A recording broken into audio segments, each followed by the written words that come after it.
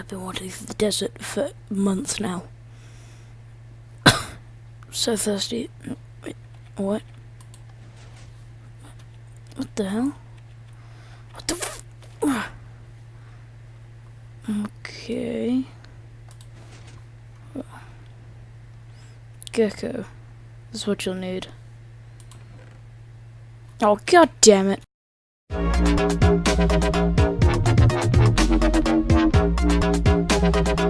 What is going on, guys? Gecko Gaming here, and today I'm going to be showing you how to make a hidden piston door in Minecraft. Now I'm going to show you how to make two different ones. One is a floor one, and the other one is a wall one. Okay, so basically, if you don't know what this is, you flick this lever, it'll open up this beautiful thing here. You'll fall down here, and then this is where the second one is, and this is where this will open. A nice corridor. So yeah. Now I've already got this pre-set up all the way over here. This is how to make the floor one. Just give Doug a nice hole to fall down. And yeah, so this is pretty much everything you're going to need. I'm going to quickly go across everything you're going to need over here. This is what you will need. You'll need 8 sticky pistons, 8 redstone repeaters, and 19 redstone, 1 redstone torch, 1 lever, and some blocks. Now I've marked everything important with red sand, and everything not important with normal sandstone.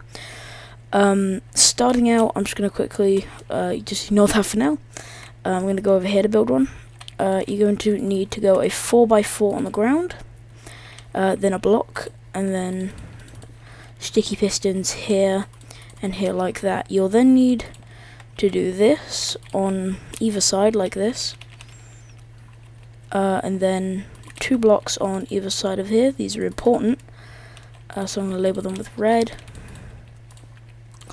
And you're going to want to put these 2 bits down here and here, and then they'll go across, linking to everything over here. Once that is done, you're going, if you're doing this underground, you'd want to pick a side and dig a 6x2, so 1, 2, 3, 4, 5, 6, the length of this, out by 2. And it has to be on the same level as this piston here. So this piston has to be higher than this piston, than this floor. Then I believe, if I'm not mistaken, this is where this bit of the contraption goes. So what you're going to do is you're going to want to hook all of this up around with wire or redstone, and you're going to want to get give me a sec, set that up. You want to break this one, or the one here or here, and place a redstone torch here. This will activate them.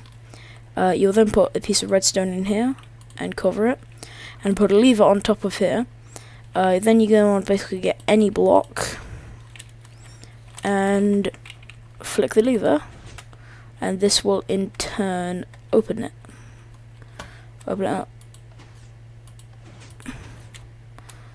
That should work like that one, but I think I've messed something up again, because I'm not exactly good at redstone. That's what I messed up.